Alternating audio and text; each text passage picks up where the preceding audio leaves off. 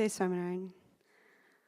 So today I had the pleasure of being asked to speak about the compassion of God towards devotees. So the theme today, just loosely speaking, is how God has a devotee's back, how Bhagwan is always with us and always protects us through thick and through thin, through good times and bad times. And so what I was asked to do was to speak a little bit about how God does that, or examples of how God has done that. So first off, just talking about the word compassion. I mean, we've been using the term to talk about the theme of today's event as just God has your back. But if you think about compassion itself, compassion is love, it's empathy, protection, concern. It's a very complicated word. It's the concern for the suffering or misfortunes of others. And Bindubai just spoke about that, about how we should be caring and thinking about other people and being in their time of need. But the one who's in our time of need the most is really Bhagwan. So just to, a quote from Gunatidanand Swami that kind of encompasses that is that God always protects his devotees. Just as the eyelids protect the eyes, the hands protect the neck, a mother protects her child, and a king protects his subject, God protects us.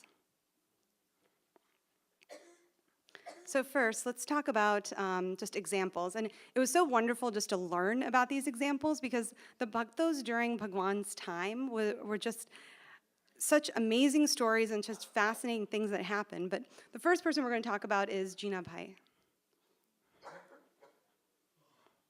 And so Jina Bhai was the ruler of Panchala, and he was very, very rich, and he was very devout too. He actually hosted a huge festival in Panchala for Holi, and there's all of these pictures. If you've seen Swaminarayan Bhagwan like dancing during Holi time doing Ras, that was hosted by Jina Bhai, who was the ruler of Panchala. So he actually spent more time in Gadra than he did in Panchala because he just loved Swaminarayan Bhagwan so much.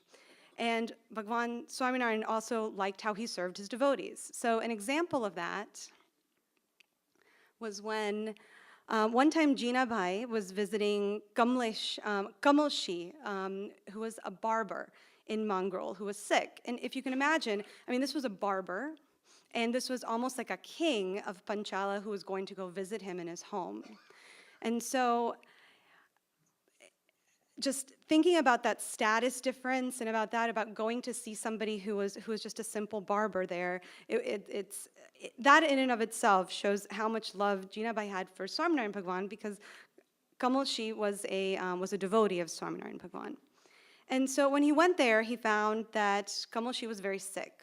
And Kamalshi had a problem. And that problem was that he had nobody to take care of him. He was just very, very sick and no family, nobody there for him. And so Jina Bhai was like, you know what? Why don't I take you to Panchala and I can take care of you? I have this big house, this big palace. We'll be able to take care of you. But the question was how to get him to Panchala. And so if I Google mapped how far Mangrol and Panchala is, and it's actually 27 kilometers.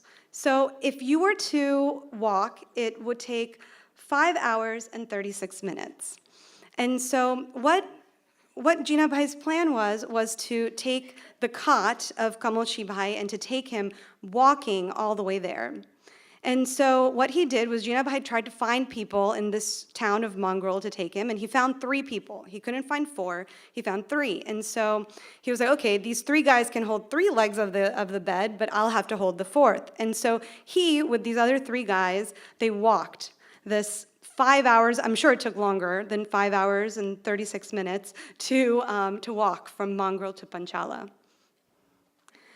And once he got there, Jina Bhai took very good care of Kamalshi Bhai. And what he did, he would change his clothes, give him head massages, give him good food to eat, all the stuff that he wasn't getting when he was in Mangrol.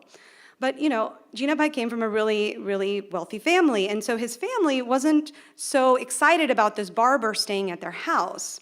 And so one time, Jina Bhai asked his sister, who's this scary lady here, and asked her that, can you give him, he's having a headache, can you give him some medicine for the headache? And at that time I heard they used black pepper, and they would put black pepper on the forehead or whatever.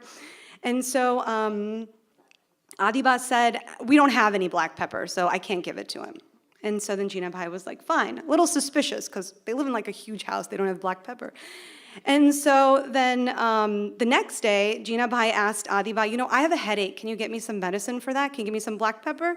And so Adiba was like, oh yes. And she was like, let me get it for you, I'll put it on your forehead, you'll get all better. And then he was like, you can do this for me, but you can't do this for a devotee of God. And so then Jina Bhai, because he had more attachment to the devotees of God, to even his own family, he said, you can now leave the house. And so he kicked her out of the house. So this seva of not only taking the devotee all the way to his house, but also taking such loving care of them like their own family, Swaminarayan Bhagwan really loved. He actually came and hugged Jina Bhai 7 times and said just how much he loved him and his seva and all of this kind of stuff. But what Swaminarayan Bhagwan did then, Jina Bhai soon had a very terrible illness, and it was critical, and there was really no hope, and so he was going to pass away. So Swaminarayan Bhagwan came to his deathbed, and he promised him and his mother that he was going to take him to Akshardham. That's what he did. The other kind of amazing thing was that Swaminarayan Bhagwan also, for the funeral procession, actually lifted one of the legs of Jina Bhai's funeral bed. And Swaminarayan Bhagwan had done that for nobody, not even his own family members. So the only person he's done this for is for Jina Bhai. And so the examples of compassion that I kind of took from this, there's many examples of Bhagwan's grace, but one thing was that the grace of solving Kamalshi's Bhai problem of not having anybody take care of him. He also showed so much love to Jina Bhai on taking care of the devotee. And then also graced Jina Bhai, took him to Akshardham and gave him the ultimate honor of taking his funeral bed to the pier at the end of his life. So the next devotee we're going to talk about is Naja Bhakta. So Naja Bhakta was known for his unflinching faith. And he unfortunately had to move to the town of Boira. And we were kind of deciding if Boira was an MP or UP, but we'll say it's MP for the sake of this. And so when Naja Bhakta moved there, he met the ruler of the town, whose name was Vasakachar. And Vasakachar started talking to him, and he was like, who do you believe in? And so Naja Bhakta was like, Lord Swaminarayan. And Vasakachar wasn't such a great guy. He was described as cruel and merciless. And so when he said that, Vasakachar was like, who is this guy? Bring him to me by the morning. If not, I'm going to break your knees. And so Vasakachar had this thing where he would just break people's knees if they did anything bad or whatever. And so Vasakachar threatened him with that. And so Naja Bhakta was like, oh my gosh, what am I going to do now? So what Naja Bhakta did, what we should all do when there's times of trouble, is he prayed. He did the Swaminarayan mantra. And he just said, Swaminarayan, Swaminarayan, Swaminarayan, Swaminarayan. Because remember, he has unflinching faith. So he believed that God would be there. And so God heard his prayer. God heard what was going on, and he decided to go to the town by horse. Now, as Pintu Bhai had said, the middle kind of silhouette is in representation of this journey. Now, what was special about this journey, it wasn't just going like to the next town or whatever, is that if you Google map it, and Boira in MP and UP is about the same distance, but there's no walking option at all, and it's about 923 kilometers. It would take 15 hours by car this day and age. And he was going on horse, Swaminarayan Bhagwan. Manki Gauri was, and if people know me, they know I'm a little kind of obsessed with Manki Gauri too. But Manki Gauri is an amazing bhakta of God as well, because this horse is not just an ordinary horse. She could go fast. And they said she could go faster than Vishnu's Bhagwan's Gaurad, like the eagle. And so and while going so fast, Swaminarayan Bhagwan can rest on the horse. So it's not like you're at speeds and it's like it's really stressful or whatever. Like Bhagwan can relax and the Gaudi is just going straight. So they went 15 hours, probably less than 15 hours, and it was torrential rains going through like flooded rivers and all that stuff. But then in the morning, Swaminarayan Bhagwan was at Naja Bhakta's door. And so Naja Bhakta, of course, was like, oh Lord, you've come. And so then Swaminarayan Bhagwan's like, let's go straight over to Vasukachar's house. And so he went over there, and Vasukachar was like, well, great. I mean, I guess I met him now, and I guess I won't break your knees. But fortunately, Swaminarayan Bhagwan was like, I think we need to put a stop to this knee-breaking thing, too. So he put Vasukachar in Samadhi and made him experience what it feels like to get your knees broken. And anybody with knee pain knows that knee pain is not fun. It hurts a lot. So imagine getting your knees broken, And so once Vasukachar experienced that and realized and had that empathy for what he was doing to other people, he stopped doing that. So with Swaminarayan Bhagwan's grace, not only was Naja Bhakta protected, but also that whole community was, because Vasukachar's habit of breaking people's knees was just not tolerable. So the next prasang we're going to talk about is Lakha Deva. So Lakha Deva is represented in the first silhouette of Swaminarayan Bhagwan holding up the beam. So Swaminarayan Bhagwan was visiting Devakachar in Sarangpur, and this was during the monsoon season. And it was monsoon season, but it hardly rained, so all of the farmers there were very concerned. And so some of the villagers came to Swaminarayan Bhagwan and prayed that, can we get some rain? And so Swaminarayan Bhagwan just gave them a smile. And that night, it started raining, and it started pouring. What they call a torrential downpour happened in the middle of, during the nighttime. It was raining so much that there was not any dry wood left to make Swaminarayan Bhagwan's meal. And so